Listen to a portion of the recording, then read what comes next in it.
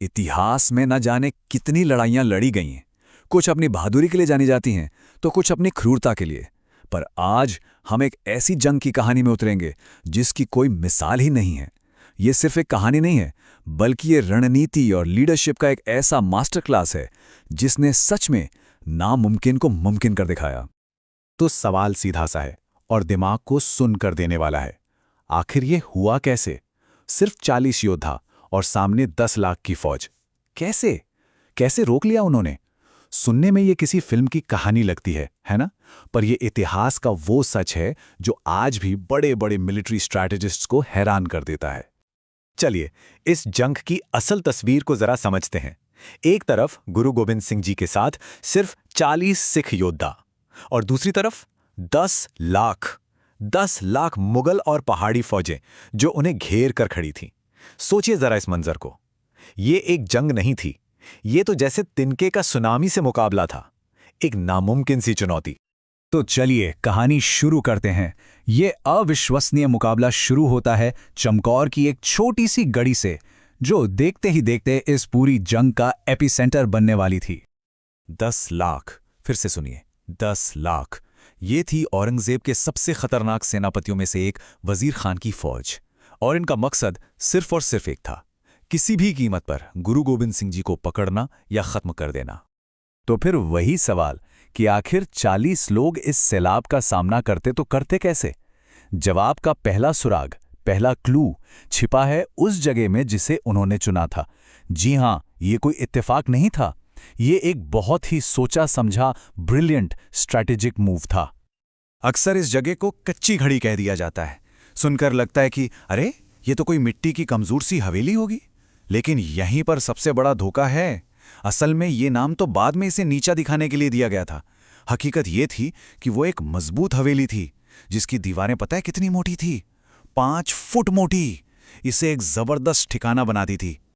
यहां सिर्फ योद्धा नहीं लड़ रहे थे, बल्कि भूगोल यानी ज्योग्राफी खुद एक हथियार बन चुकी थी। देखिए, ये गढ़ी एक टीले पर थी, जमीन से कोई 70-80 फीट ऊपर। इसका मतलब दुश्मन की फौज को लगभग 500 से 600 गज की खुली चढ़ाई चढ़कर ऊपर आना था। सोचिए, ऊपर चढ़ते हुए उनके तीर और गोलियों का दम निकल जाता था, और ऊपर से सिखों का फेंका हुआ एक पत्थर भी नीचे आती हुई फौज के लिए किसी तोप के गोले जैसा कहर बरपा रहा था।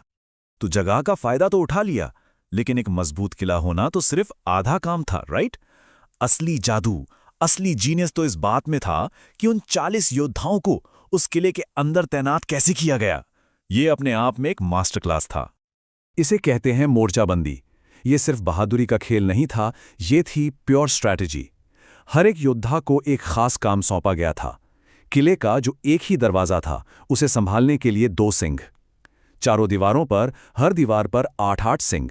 बीच में 5 सिंहों की एक टीम जो गोला बारूद और रसद पहुंचा रही थी। और सबसे ऊपर अटारी से गुरु गोविंद सिंह जी खुद अपने दोनों बड़े बेटों के साथ पूरी जंग को डायरेक्ट कर रहे थे। ठीक वैसे जैसे कोई शतरंज का ग्रैंड मास्टर अपनी बिसात पर हर मोहरे की चाल देख रहा हो। और ये जो रणनीति थी ना, ये सिर्फ दिमाग से नहीं, बल्कि एक गहरे विश्वास से, एक फिलॉसफी से आई थी। 1.25 लाख से एक लड़ाऊं तबे गोविंद सिंह नाम कहाऊं। ये सिर्फ एक नारा नहीं था, ये वो यकीन था, वो जज्बा था जिसने 39 योद्धाओं में से हर एक को ये हिम्मत दी कि वो अकेले ही 1.25 लाख पर भारी पड़ सकता है। तो किले की पोजीशन सेट थी, योद्धाओं की तैनाती हो चुकी थी, योजना तैयार थी। अब वक्त था उसे आजमाने का। तो फिर हुआ क्या जब 10 लाख की उस फौज ने अपना पहला हमला बोला? नतीजा हैरान कर देने वाला। ये रणनीति इतनी ज्यादा कामयाब रही कि आधे दिन तक वो 10 लाख की सेना किले के दरवाजे तक भी नहीं पहुंच पाई। सोचिए, दरवाजे तक भी नहीं। उनका हर हमला, हर कोशिश नाकाम हो रही थी। सुबह से ही मुगल फौजें उस चढ़ाई पर चढ़ने की कोशिश कर रही थीं, पर तीरों की बारिश में बार बार नाकाम हो रही थीं। दोपहर होते होते दुश्मन के जनरलों ने एक साथ पूरी ताकत से हमला करने का हुक्म दिया, पर सिखों ने न सिर्फ उस हमले को रोका, बल्कि एक कदम आगे बढ़कर दुश्मन के खास कमांडरों को चुन चुनकर निशाना बनाना शुरू कर दिया, जिससे उनकी फौज में पूरी तरह खलबली मच गई।